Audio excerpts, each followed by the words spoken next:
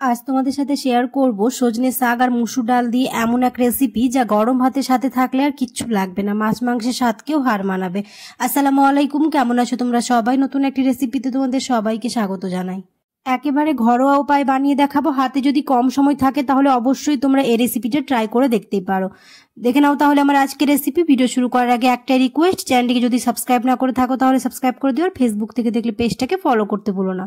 এখানে আমি কুকারের মধ্যে নিয়ে নিলাম হচ্ছে মুসুর ডাল। মুসুর ডালগুলোকে আমি খুব ভালোভাবে 2 থেকে 3 বার ধুয়ে নিয়েছি। তারপর দিয়ে দিলাম হচ্ছে সজনের শাকগুলোকেও খুব ভালো করে ধুয়ে নিয়েছি। দিয়ে দিলাম হচ্ছে পেঁয়াজ কুচি। আমি এখানে একটা বড় সাইজের পেঁয়াজ নিয়েছি, 3 থেকে 4টা কাঁচা লঙ্কা, 1 চা চামচ নুন, 1 চা চামচ হলুদ গুঁড়ো, 1 চা চামচ আদা রসুন বাটা, আর দিয়ে দিব হচ্ছে 1.5 কাপের মতো জল। দিয়ে ঢাকনা লাগিয়ে প্রায় 5টা সিটি দিতে হবে। ব্যাস আমাদের খুব ভালোভাবে ডাল এবং শাক দুটোই সেদ্ধ হয়ে যাবে।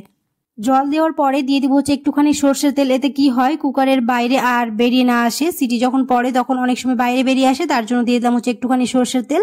আর 5টা সিটি দিয়েছি, আর খুব ভালোভাবে আমাদের সেদ্ধ হয়ে গেছে। দেখিয়ে দিচ্ছি তোমাদের, আর দেখতে পাচ্ছ খুব ভালোভাবে সেদ্ধ হয়ে গেছে। অনেক সময় বাড়িতে দেখা যায় হাতের কাছে কিছু থাকে না এবং সময়ও খুবই কম থাকে, তাহলে অবশ্যই এই রেসিপিটা বানিয়ে দেখবে, দুর্দান্ত লাগবে। এবার আমি অপরদিকে কড়াই বসিয়ে নিলাম। দিয়ে দিলাম হচ্ছে সর্ষের তেল।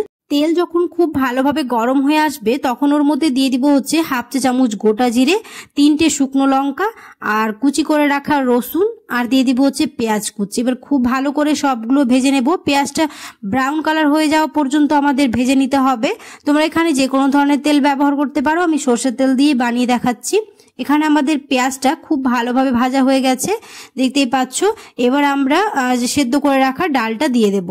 দিয়ে দেওয়ার পরে খুব ভালোভাবে মিশিয়ে নিয়ে প্রায় 1 মিনিটের মতো ফুটিয়ে নিলেই হয়ে যাবে আমাদের এই মুসুর ডাল দিয়ে শাক রান্না। আর দেখতে পেলে কতটা সহজ, হাতের কাছে খুবই অল্প সময় থাকলে এই রেসিপিটা তোমরা বানিয়ে ফেলতে পারবে। আশা করছি আমার আজকের রেসিপি তোমাদের ভালো লেগেছে, আর এরকম করে বানিয়ে দেখবে, গরম ভাতের সাথে দুর্দান্ত লাগে। যারা ট্রাই করেছো অবশ্যই আমাকে কমেন্টে জানিও, আর যারা কোনোদিন ট্রাই করোনি আমার ভিডিও দেখে ট্রাই করে দেখে নিতে পারো।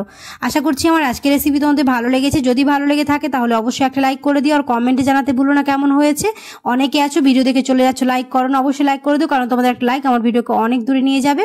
আজকে ভিডিওটা এখানে শেষ করে দিচ্ছি। দেখা হবে খুব শীঘ্রই পরে একটি নতুন রেসিপিতে। সবাই খুব ভালো থাকবে, সুস্থ থাকবে, সাবধানে থাকবে। আল্লাহ হাফেজ।